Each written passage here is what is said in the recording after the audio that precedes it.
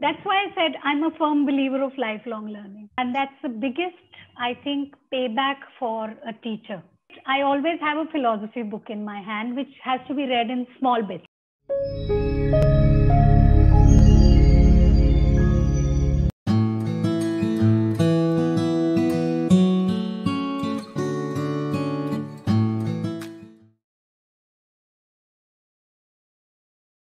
Hello and a very warm welcome to Great Principles. I am Seema Choria. We humans have a tendency to attach leadership to anything that symbolizes power or strength. A lion, a booming voice, a fancy attire. All these things represent some kind of supremacy. Our perceptions are formed and based on such ideas. But there is a class of people who may not have either of the above and yet lead effectively, like Gandhiji, Shastriji, to name a few.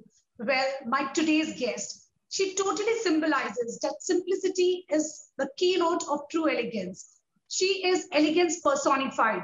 With a childlike voice, her simplicity is what impresses me. She is soft spoken, compassionate, and forever ready to lend that helping hand, be it be towards her staff, her wards, her parents, or people in general. I am extremely thrilled to welcome another celebrated figure from the world of Indian academia, Ms. Anu Arora, Principal, S.L. Suri, DAV Public Senior Secondary School, Janakpuri, Delhi. Welcome to Great Principles, ma'am. Thank you so much for your kind words and all that praise. I really wonder if I deserve it. Definitely, ma'am. We all can view how simple you are, and yet you lead so effectively. And I'm sure as my viewers know more about you, they are totally going to agree with me. Thank you so much. So to begin with, ma'am, first we would like to know something about you. You know, we all cherish our childhood days, our once upon a time. So please take us back to your once upon a time. Okay. I set out to be a designer. Did my master's in textiles and apparel, and got drawn into education. I started teaching in college initially, and then slowly went into school education.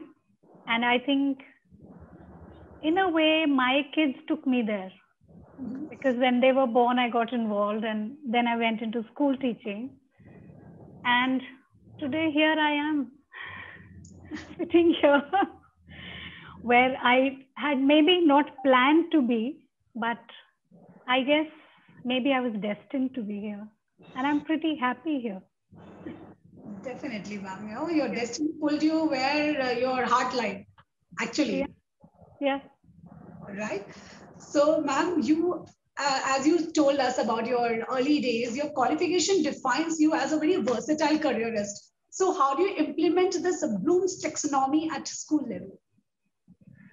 Bloom's taxonomy, I think, is intrinsic to our education. If we look at the 6 steps, what is it all about? We are talking about remembering, recalling, then understanding a concept, right? Because then applying it, analyzing it, evaluating it, and then being creatively using it, right? So that's what Bloom's taxonomy is all about. If you look at the simplest of things in our education, you start looking at your initial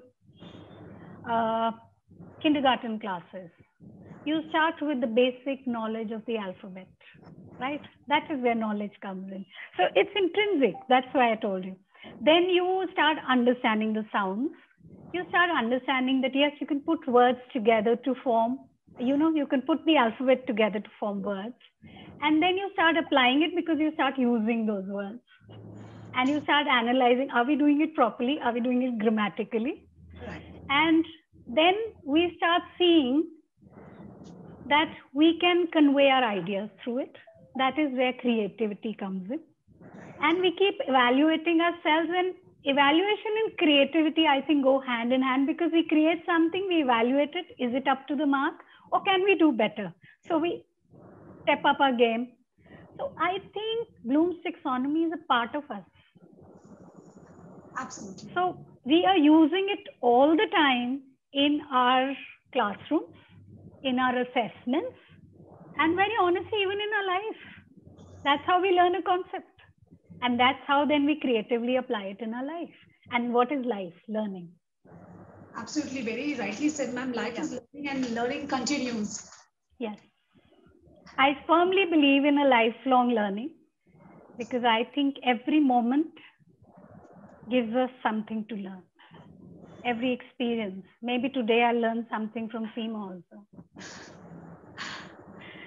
See, this is the simplicity and humbleness that I was talking to. I don't know what I'll be giving her, but definitely I'm going to take a lot of insights from her and learning from her. So this is a simple leader who always look forward to learn and only learn. So going ahead, ma'am, as a school principal, there are a lot of responsibility and a lot of dilemmas that come in front, challenges like, staff attrition rate and then parents, students' expectations, curriculum. So what, according to you, has been the most difficult resolution you tackled effectively as a principal?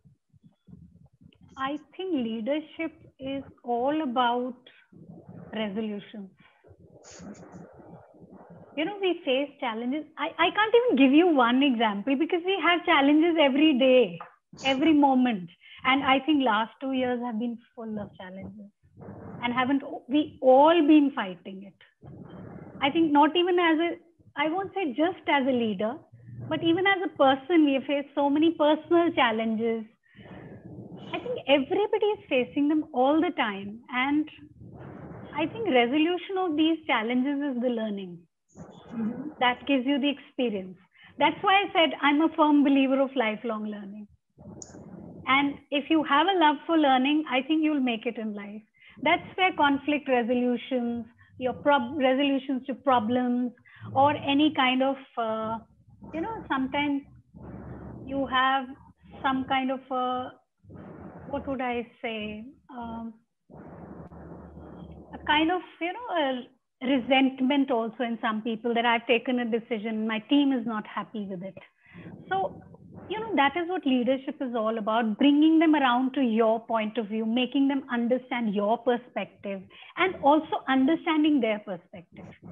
Because sometimes you will also have to step back and resolve the problem. So that is what keeps happening. So there are no one example I can give you because this happens all the time. So, be a part of the team and then be a team player and be a lifelong learner. Apart from this, any other mantra that you would like to share for our principals and aspiring ones also? Mainly, you should always have a love for learning because in life, every experience will teach you something. Every interaction will teach you something. So you should have that. You should have the curiosity to learn, to get to know things. Because when you're faced with a problem, the first thing is start researching that problem. Where did we go wrong? We have to go back and see where the problem started. You have to go to the root and then start solving it. Also, very importantly, trust your team. If you have the trust, you will get the best work out of them. Have a lot of trust, encourage them, appreciate them when they do well. And if they don't do so well, still keep encouraging them. I think that's the way to get the best work out of your team. And our basic aim is to benefit the children, bring about a change in their life. So never forget your goal. I think our whole focus should be children and nothing else. Because in education, if we can't make a change in the children's life, I don't think we are doing anything then. Definitely, ma'am. So talking about children and talking about perspective, here I would like to ask you, we all are driven by some philosophy, some vision that we carry. Yeah. So what is your vision while educating children, and what is the philosophy of your school and how does it make it unique? I think academics is very important, no doubt about it. But today, we have knowledge at our fingertips. We all have Google in our hands. Yeah. So I don't think that memorizing things or, having a lot of knowledge is that important today than being a socially and emotionally well-adjusted individual or overall well-rounded personality where you're stable in your interactions, you're emotionally very high on your EQ, you're good on your SQ, and you're also adaptable to a situation. So your soft skills have today become more important than anything else.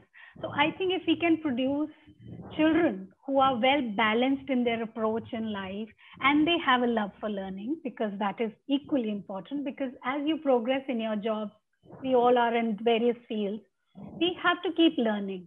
So that curiosity, that love for learning has to be there. Like last 2 years have been tremendous learning for everyone. Yeah.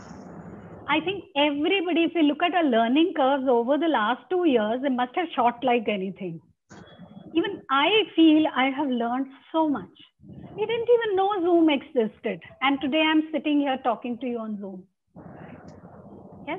So unless we had that thing that, yes, we have to make do and we have to adapt to this situation, and we had the skills and we had the curiosity to learn, we wouldn't have been able to fight this. So that is why AQ becomes increasingly important today, the adaptability quotient. So basically, I think these are the things which we need to develop in our children. And of course, besides that, the creativity, the critical thinking skills, logical reasoning skills, they are equally important. I think we have to now shift the focus from knowledge-based learning to these skills.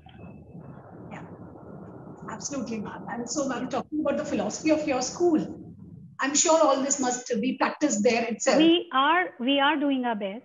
Yes, we are putting a lot of effort into this. And of course, we have a lot of co-scholastic activities in the school. So I involve the children in all kinds of arts. That can be music, dance, theater.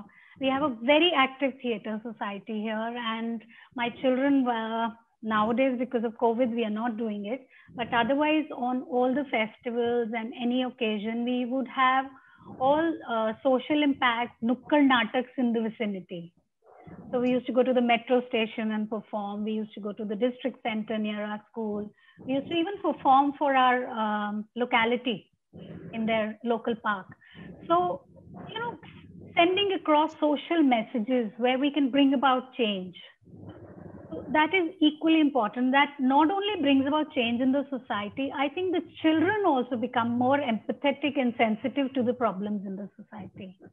And besides that, I have a lot of focus on social service where my children go to a lot of NGOs and work with them, where there are children with special needs working and there are adults with special needs there. And I work with the family of the disabled also. So when children go there and interact with these people, I think the kind of empathy and sensitivity which develops in these children is very, very important, and it will help them later in life. Absolutely. Because the acceptance and inclusivity will come from here. And that is very important in our society. I think we need to work on it even more. Very true. And especially these 2 years, again, have taught us this thing that it's so important for us to inculcate the feeling of empatheticness in our children. Yeah. I recently, just 2 weeks back, we had put up a camp of Goonj in our school for collection of items for people, because everybody is struggling at this time with their finances, with the resources. So we had set up a collection camp in the school only. So I keep associating with NGOs along with the students, so that our students also learn something and we are benefiting the society in some way. I think we have to bridge that gap somewhere. And these schools can come forward, and our children really learn through the experience. Definitely. And you know, ma'am, they are actually getting the biggest joy of life by learning to give back. Giving back is something which is very difficult to teach children. It is very difficult. Now, since parenting role has changed, everything is ready-made. Before they demand, they have everything. So this feeling of giving back, that is very, very important to nurture today. Yeah. And these because this I, me, myself culture, I think needs to slide off now, and we have to learn to give back. That is very, very important today. Absolutely, ma'am. And these small activities that is being practiced by your school will definitely help children to automatically understand that. Then we need not teach them also. They observe and they learn it. They experience it. Actually, very honestly, you can't teach values by telling them stories. Absolutely. You can't teach them these values and standards by, just classroom teaching or showing them films and this. I think once they're out in the field doing these things, they will automatically develop the empathy and sensitivity, and they will get those values. Absolutely. So let's not do it too overtly. Let's do it through the activities which we are doing. Perfect. Very beautifully answered this question, that what philosophy the school needs to carry these days, and with what vision we need to teach our children. All right, yes, definitely. Google is the guru today. So knowledge they have, but teaching values along with knowledge, teaching to be a better human, that is something very, very essential. So going ahead with our session, ma'am, we know that there are a lot of awards and recognition that you have. So if I would like to name a few, there is one Lifetime Achievement Award given to you in 2018, right? So how does these awards make a positive impact in a person and, help them to lead and educate further? I'll tell you the whole, would I say, the light of the award lasts you just a day or two. I think my biggest award in my profession is the love and respect I get from my children. Very honestly, I'm not belittling any awards, but yes, you get the spotlight on you for a few days. You feel nice, you feel appreciated, you feel encouraged. But the maximum encouragement I get is when I get a small text from my old student saying Happy Mother's Day, or ma'am, I was remembering you today because I was going through this today, or I need to talk to you. When I see that connect with my children, I've been teaching since 91. It's like ages now. So, and I am connected to a lot of my students, and a lot of them have my number also. So they call up if they have a problem. And I feel if I can be their sounding board, I can be a person who can just listen to them, I think I've done my job. And that gives me a lot of satisfaction. I think more than awards, this gives me more satisfaction. And Lifetime Achievement Award, I think I still have a few years to work. I think I'll ignore the Lifetime Achievement. I think I need to do much more than this. I haven't really done enough, I think. And I would like to keep working as far and as long as I can. Definitely, ma'am. And, students need such teachers. At times, we all, especially the current generation, even we as adults, feel this need at times that someone just listen to us, hear me out. I just want to just vent out whatever is within me. And that type of people are difficult to find, who are not being judgmental and just listen out. At times, this therapy helps, saving a life. So as you rightly said, that if a student believes in me and he has such a trust that I can just share anything with ma'am and she will hear me out. This is something, very big, a huge achievement. And that's the biggest, I think, payback for a teacher, because I count myself as a teacher first before you can call me a principal or anything. I think we are teachers at heart and mothers at heart. And a lot of my students actually call me mom. Wow, that's so wonderful to hear, So it's a very sweet feeling when they say, "Na, mom," and it brings tears to your eyes at times, because it's a very kind of a bond which is formed over the years. But I can imagine, ma'am, what all you must be doing if so many children call you mom. Being a mother, this word, it has so much of responsibility. I'm a mother of 2 and I know that they look up to me for everything. So many lives are looking up to you for so many things. How do you handle this?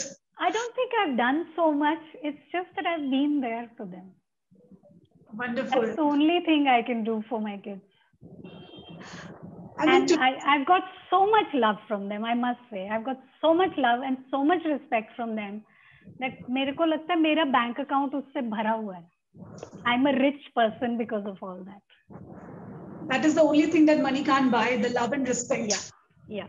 And that's why I said that's the biggest earning of a teacher. Wonderful. It's so good to know, that a teacher is always a teacher, and all your awards, I think, are justifying this. That wherever position, whichever position you are in, you will always be a teacher at heart and a mother. Yes, definitely. So this brings to me, ma'am, to the very interesting segment of the show, which is called Fun Facts. We all know our teachers and principal on a professional front. There is one side which is still not unveiled. So let's unveil that. Yeah. Here goes the first question. You have to answer this segment in one word or one sentence maximum. Okay. So here goes the first question. Who is your favorite celebrity, Indian or international? There's so many. One favorite. Because I think everybody's life has something to teach you. But I would definitely say Abdul Kalam, our ex-president. I think his humility, despite his extremely high intelligence level and where he reached in life, has a lot to teach us. Definitely. He's a role model. So he's one person I think would be a role model for so many people. Yeah. And he was still simple till his end. Simple and humble man.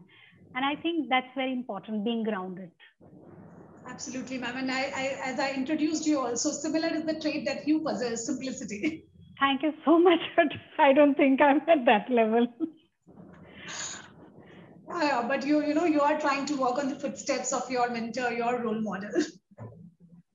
Thank you so much. If I can achieve even a small percentage of that, I'll be ever grateful and so happy with it. Yes. So going ahead, how do you spend your leisure time? Your hobbies. Leisure time. Okay, my hobby. I love reading. I'm a very avid reader. I always have a book around, and I'm into music. I love listening to music, and I hum along at times. I write, and I draw a lot. So I always had a passion for drawing, but somehow in all the humdrum of my profession and things got busy and I'd kind of given it up.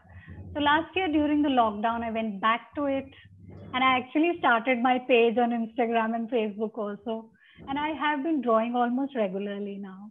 And of course, I'm writing also. So we have my passions. Sorry? These are my passions. These are your passion, yes, definitely. And it is very, very important to follow your passion along with your professional life. It actually helps you become better at your work. So we have a reader, a writer, an artist with us here today, along with a great leader.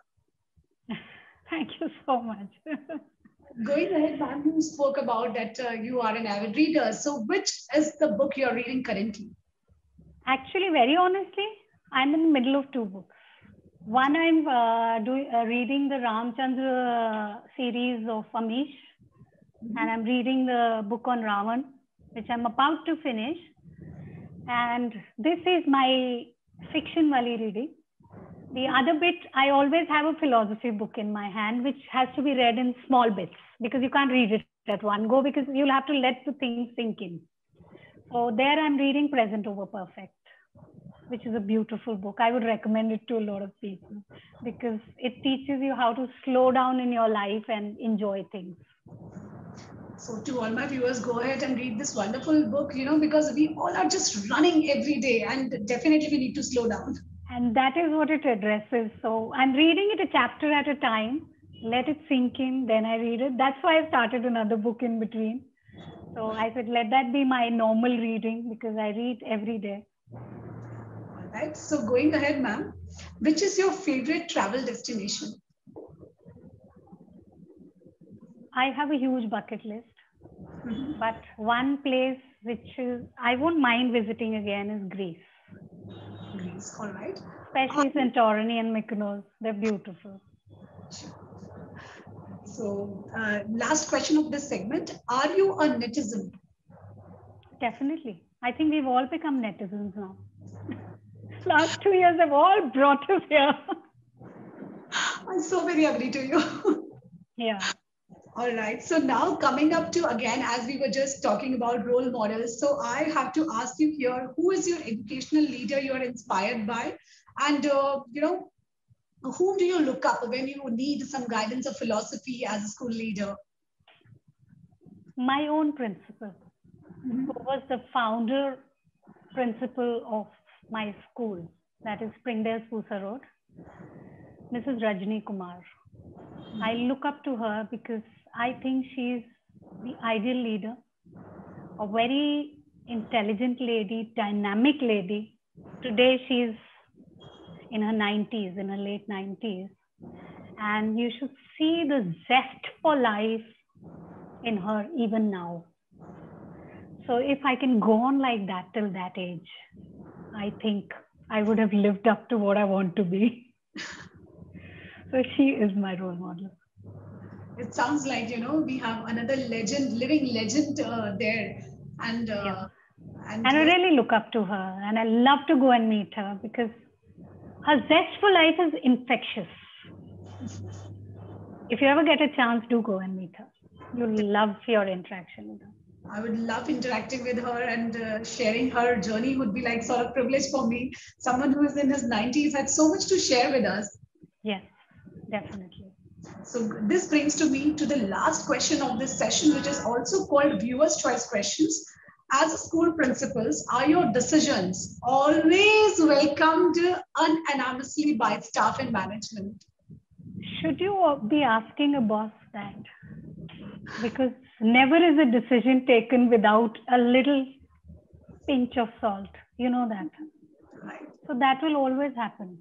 But then the role of a leader is to convince the team that yes, this is a decision, explain the decision, and bring them about to understanding your perspective of it.